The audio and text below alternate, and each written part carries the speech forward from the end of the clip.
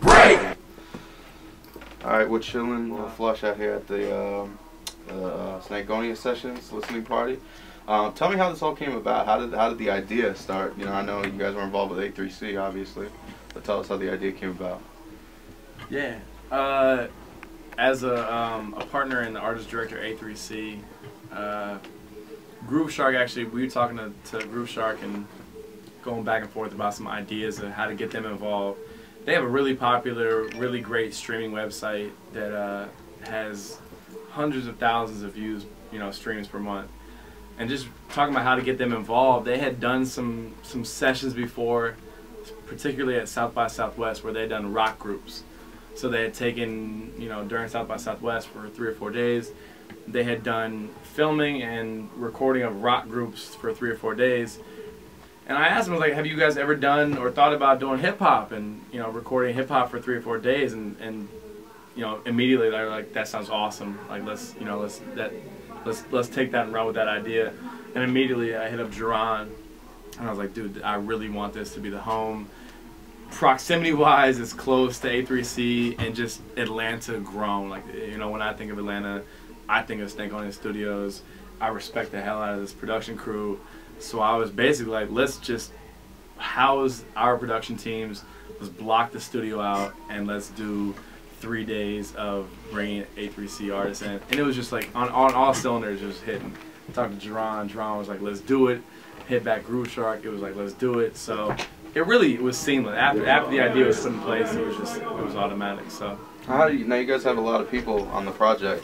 How did you decide who you were going to pair together? Who you're going to put on each song? How did you guys do that? That kind of came about, like I said, Mike, he had a big hand with A3C. So again, once he brought the idea to me, and as he said, he came up with the idea for teaming Groove Shark with SMKA and Royal Flush, and it's kind of a no-brainer, you know what I mean? So at that point, it was just about the logistics of it, you know what I mean? And I gotta give us props, man. We did a good job organizing everything that went on, because Mike had a lot of contacts with the artists since he's part of A3C.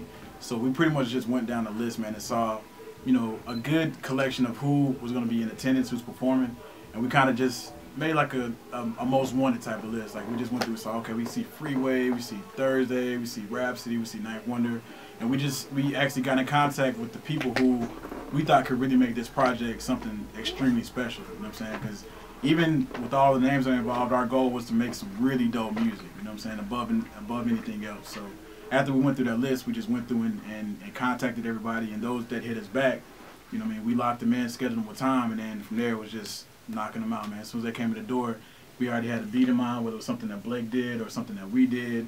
We really just came in and just threw some beats in the air, man, and whatever anybody caught a vibe off of, immediately they was writing verses, like right then and there, man. So it was a really tight situation. We ran it pretty well, if I must say so myself. Yeah, man, Blake was just talking about that. Yeah. Tell us who you guys have on the project. We have the Yin Yang Twins. We have Freeway. We have Ninth Wonder. We have his crew. We have Tom Hardy, Rhapsody, Killer Mike, Thursday.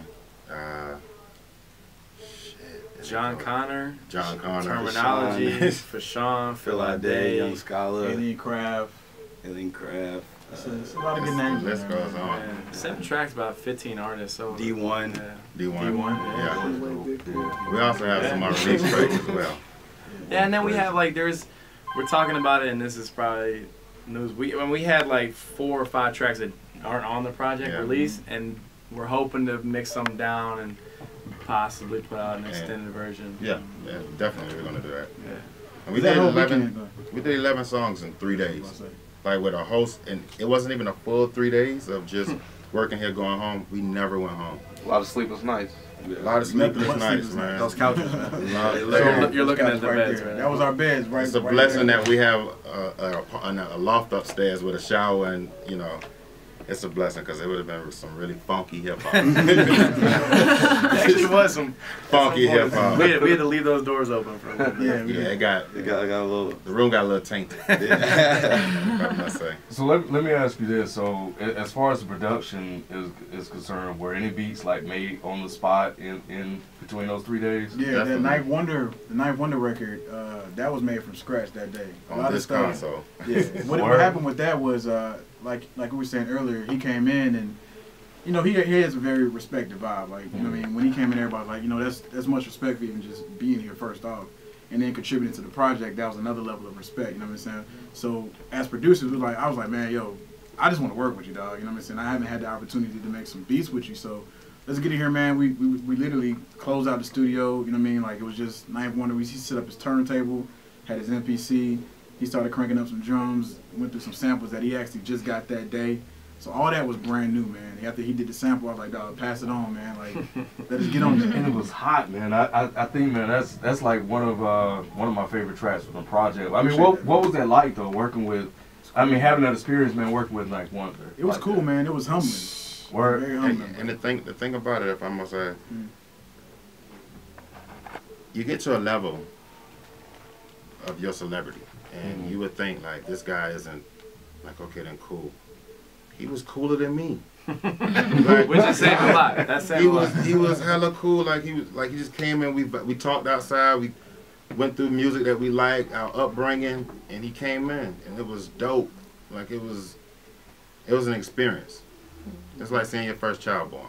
Yeah, man. We've actually talked tonight a couple of times, man. So he is a very humble dude, man. He's really down to earth, man. And you know, man, being in hip hop, man, you know, as far as I know, just talking to him, man, we just appreciate that.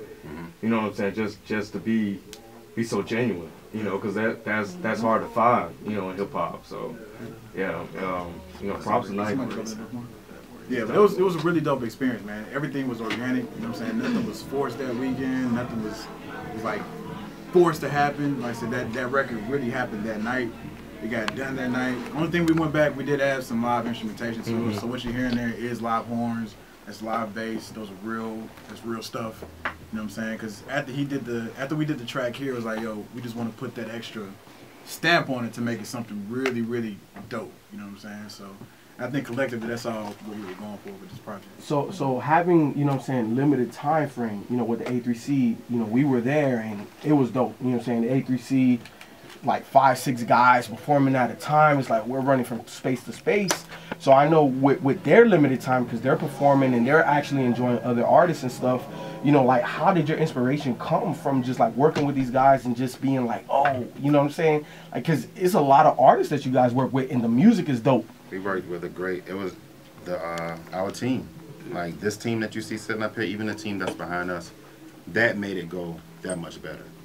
Like everything was on time, and you know, like dealing with anything, you could deal with any venue and you know that times are gonna lapse or this is not gonna be on time, but they came in here, we played the track, they got on it, heard it, kind of mixed it while we were doing it, and it came out. But it's all about precision and timing, and if you can't have a structure in anything, nothing is going to, I don't care, like, even with chaos, it's structure sometimes, so that's what makes it beautiful. There's also a vibe with A3C itself. Like, the whole atmosphere at A3C is really organic. Like, it's not super corporate. It's everyone that comes, literally, as the artist director, everyone that comes to A3C is coming because they want to perform. They're not coming to get a paycheck. They're not coming for none of that. They're coming because they want to be a part of something that they feel is legitimately organic in hip-hop. So when you reach out to someone and say, hey, listen, would you be interested in coming to Stankonia Studios and recording? The answer is yes. You know, it's not, let me think about it. It's, you know, I want to be there. And if I can, within my limit of time, I'll be there. So I think I'll say that something with A3C is something that has to do with Atlanta in terms of collaboration, but it also has a lot to do with the house that we, you know, the room we picked. Saying come to Stankonia Studios and record. And I think a big thing was that a lot of people they left their ego outside. You know what I mean? Yeah. It wasn't about who you were or what you did or, you know, who knows you somewhere else. It was like, look, I'm just I was with this like, guy. Yeah. I enjoy being here. I enjoy music, and I think that's really what came about. And that was one of the most beautiful things to see is that it was all about the music. It was all about vibing out, finding something that you could vibe to, and then getting on it and seeing what you could do with it. And that was something that, you know, was so refreshing to see. You know, I mean, you deal with so much other stuff. To be able to come here for a weekend and everybody just be here and just be ready to vibe, that was one of the best things about the weekend. I agree. Now, I'm sure that every one of you, you know, has your own personal take that you guys took away from the weekend, just stories and all that. But it's probably hard to play favorites, but do each of y'all have a favorite track? You know, the funny thing about that is, like, literally, if I listen to this project through, I'm like, oh, I love that track. And then the next track comes on, I'm like, yo, I really like that. I'm like, yo, I really fuck with that track. And then, like, if you listen to it, there's no, like, every track has a really unique sound. I mean, you go from Bitches and Drugs to The Journey to Shaky Heaven's Door. to Heaven's Door. What was cool is that every song had its own story and own memory to it. You know what I mean? So, like, it's hard to, like, 'cause you, like, I can tell you a funny story about just about every song that was made, because there was something, you know what I mean, you got a whole bunch of people sitting around, everybody's scrambling down to get something done. There's something funny that's going to happen out of each one. So, like, it's hard for me. I mean, it's like, it really is. Like, I enjoy each one of the songs that we created. It was just, the atmosphere was just that electric that, you know, it's hard to just choose which one you know what I mean? To sum it up, I could say that making this album, each song represented a segment of the season of The Wire. Like you were glued just to be there. Like, so who is Marlo? Who is Marlo? I gotta know who Marlo is. Because Marlo is gangster. And Marlo is a G. Yeah, who was Avon? Who was Omar? I think everybody really. You know what? Everybody contributed. Everybody had their own parts. It was probably like 7 different Marlos.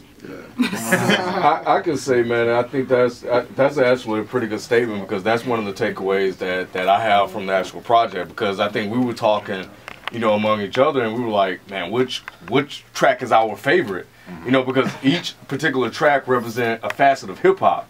You know what I'm saying? I think that's one of the beauties of this actual mixtape that you guys have done, is that you have a representation from pretty much whatever you like.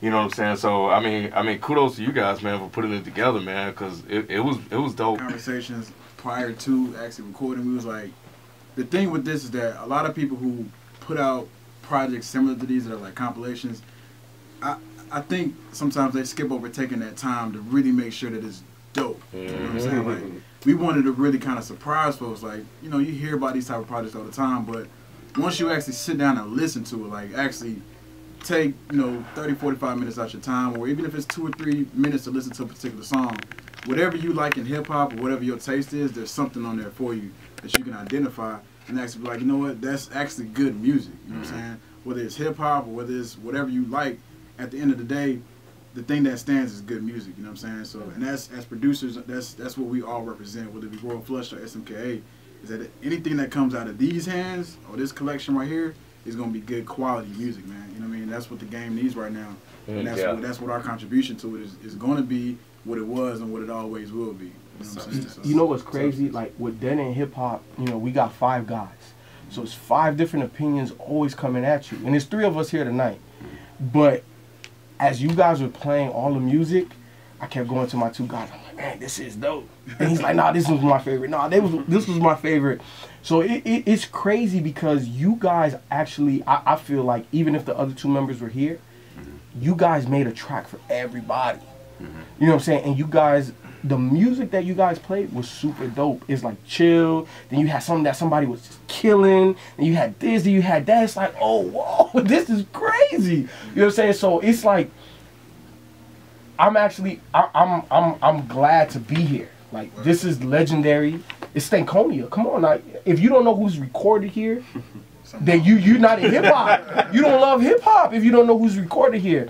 So I just gotta give a big ups to y'all, cause y'all did y'all thing. Cause man, this is legendary, and I feel like you guys stepped your game. Well, I don't want to say like you stepped your game up like y'all was down, but that's a compliment. You know, y'all we did. but with everything that's ever come but I think here. the thing he's saying is, like, you know, the music is good, and I think at the end of the day, that's what all of us want to hear. We want to hear good music, you know, and the end results of the of those sessions. You know what I'm saying? Because we've seen it, so now we're thinking to ourselves, what will it sound like? So we're coming in with no expectations, and we're walking out with you know, like, now we're going to tell everybody, like, yo, y'all need to check this shit out, because you know, because I mean, missed out. Yeah, they missed out. So man, I think one of the things about what we do is we want to push good product to people. You know what I'm saying? Because we want to make sure that we represent hip hop. We represent hip hop well, and that you guys have came together, you know, during the A3C, and you guys have done that. So we definitely feel honored, man. So to actually go back and tell people like, yo, this is the project you guys need to check out, because I know all of you will find something that you like or love on this album. This is something that, you know what I mean, we plan to do again. You know what I'm saying? Like next year when A3C comes around.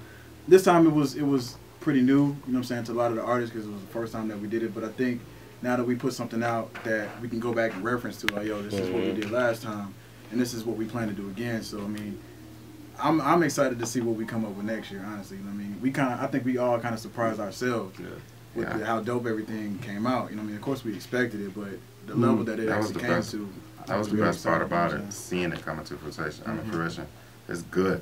Like, now did y'all like, when the weekend was over, did y'all like look back on it and just be like, holy crap, like what did we just slept do? for 3 days. Oh, okay. These guys slept for 3 days, not me. Hawaii, man. I couldn't sleep. You went to Hawaii. You want me to sleep? Nah, we were exhausted, but it took a while to soak in. And I think like as the mixes came in, because you really don't, no one likes to listen to unlike mixed music. Nah. You know, whether you're a producer or whatever. So as soon as the mixes come in, you keep thinking like, this is, you know, we got some on our hands here. This is a really dope project. We hope with every good song you have, there's no telling if people are gonna hear it or not. So you really just hope, like, listen, I hope this spreads. I hope people hear it, and I hope people like it as much as we do. You know, I hope people can somewhat, you know, experience, you know, what we experienced in those 3 days somehow with the music we put out. So, and I'm still blown away with what we came up with in 3 days. Yeah. Like, It's pretty not a lot of time. Things roll together so quickly. In the music world, No. mixing everything, putting everything together, that's, And the thing about it's funny story. When I got to Hawaii, I'm calling him, waking him up, because you know it's like 6-7 hours different. I'm like, yo, how the mixer coming? Like, just like send it to me. Like my computer, I broke the computer, but just send it to me. I listed it on my phone. Me and Night One are chilling. What's up? So it was a good thing, man. what do you, now I know y'all had to be something behind the scenes footage. Yeah. Are y'all planning to do anything from here forward with the mixtape, or is this pretty much Thinking about? No, we're gonna give you all. Might want to give them an early Christmas gift. I mean, we've been thinking about it. But we're gonna release it. We're gonna release it with the other 4 tracks that you all haven't heard. Okay. So. I'm sorry. Go ahead. No, go ahead. I'm sorry. I'm Jarren from Mr. Benton. Benton Vlogs. Okay. Hey, this message is, this question is just for Mike. Y'all did do an awesome job with the album, Crazy. Mike, if Jack helped you off a horse, would you help Jack off a horse?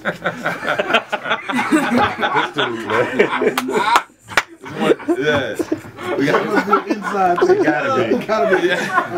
Mike. Yes, we would help Jack off. Scratch my back, I scratch his back. That's all I want to know.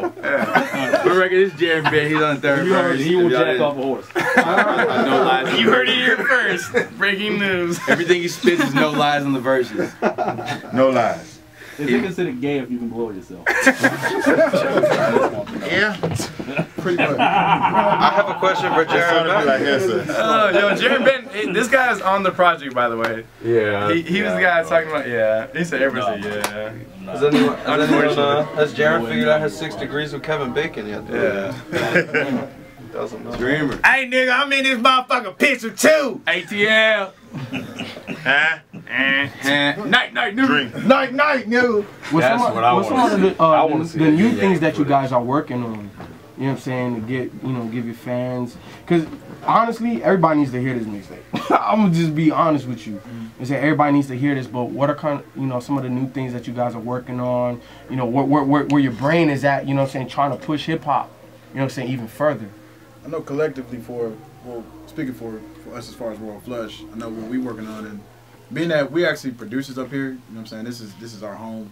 Being that we're here 24/7, Stankonia is where we work every day. So we actually just got started on Big Boi's new project. He has a solo album that's coming out sometime next year. We had a really, really dope placement. I don't know if we can like share it yet, but It's exclusive. It's gonna That be shit jungle exclusive. That shit sound like Jungle Gym grocery store. When it comes out, like it's gonna It's gonna hit hard. But just for everybody to know, I'm gonna keep quiet on. But everybody know too, like we were the ones who did that Royal Flush track that had Big Boi, Raekwon 3000. That was us too. So, you know, whenever we get in the studio with Big, Grammy nominated. They get nominated for a Grammy. You know, that little thing, that little statue. Flush, I mean, come on, y'all. Flush, I mean, that's it. Yeah, but we got another one coming out with him that's really dope. And we're also working on another production compilation. So next year, 2012, is going to be really interesting for us, man. We got a lot of stuff on the way. And of course, we'll share that with y'all as it becomes a little bit better time. But with the music, man, it's so sensitive because timing is everything. You know what I'm saying? So when it's the right time, it'll definitely hit the airwaves. What's in store for Supermarket Knife Attack? We are, we just finished, we got a good placement with Freddie Gibbs' last mixtape, which was dope. Cold Day in Hell, check it out. It's crazy. With Juicy J. Juicy J. We also working on this ignorant asshole over here's project. Jarren Benton. Jarren Benton, Kevin Bacon tape. We're taking 3 steps. If you guys haven't heard about that, it's gonna be something. We're giving you the full warning right now. That shit's gonna be something crucial. Alien Crab is one of our artists that we've been really working with hard, man. We got a project with George Clinton. Yeah. I'm looking forward to hearing that. Project with George Clinton and Alien Crab. It was an honor working, you know, being able to collaborate with somebody of his stature and just getting ready. You know, 2012 is a big year, I think, for us, and you know, we're really excited. We got a lot of things on the burner right now, you know. So I mean, we can't say too much about it, but I think things are really, you know, got some big things in store for 2012. So check it out. You know what I'm saying? We appreciate everybody's support. Yeah. So what y'all want to leave everyone with, you know, after they heard the mixtape? What do I want to leave everybody with? Yeah, leave us with something. Do you want to go night night, nigga? that was for my homeboys Yin Yang, man. They came here.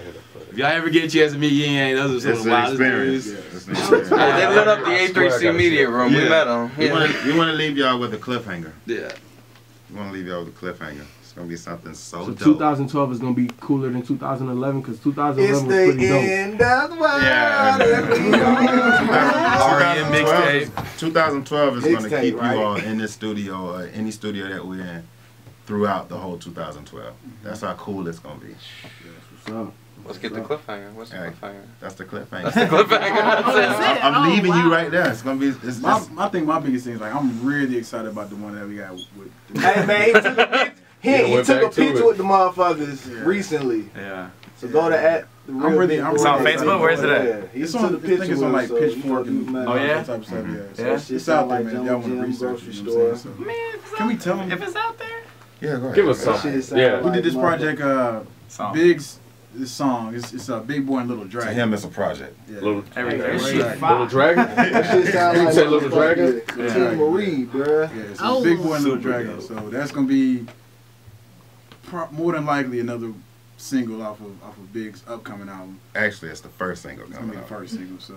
And that's how it works with us and Big, man. Like whenever we get into a situation, It's the first single. It's the first this is some single. exclusive Even if stuff it's not right the now. first single, it's gonna be the first single. Y'all do realize this will be on Rap Radar. But that's gonna be one of the. That's gonna be a real big look for us come 2012, man. So that Big Boi and Little Dragon, just so y'all know, that was produced by Royal Flush. Yeah, Little Dragon. And heading towards that, we're definitely steamrolling into that release, you know what I'm saying? So by the time that comes out, we're going to have knocked down a lot of doors, you know what I'm saying? And really be prepared for where that's going to take things, you know what I'm saying? So that's just one, you know what I'm saying?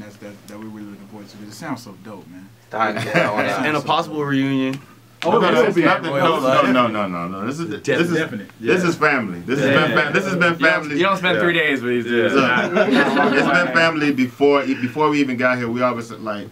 I met Blake coming into this project. Seen him before, but we never got a chance to touch eyes. But this guy Mike, man, he's always had a great demeanor and cool spirit about him, and I vibe with him since the first day I met him. And it, you know. So we could expect all you guys to be working together in 2012. Oh yeah. So it's gonna be dope again, right? No lies on the work. We should do this. No lies on the work. Saying the whole situation just in South by Southwest at another studio. What's crazy? What y'all saying? Ooh, I done put some plugs and shit, y'all saying. Dreamer. Hey man, That's DJ right this is the good That'd be tight though. That'd be real tight though. Project. We're working on his project. That'd be real in tight. 2012 too. Yeah, Animals vs. Machines, man. We'll talk later. All right, appreciate y'all. Thank you, man. Thank y'all.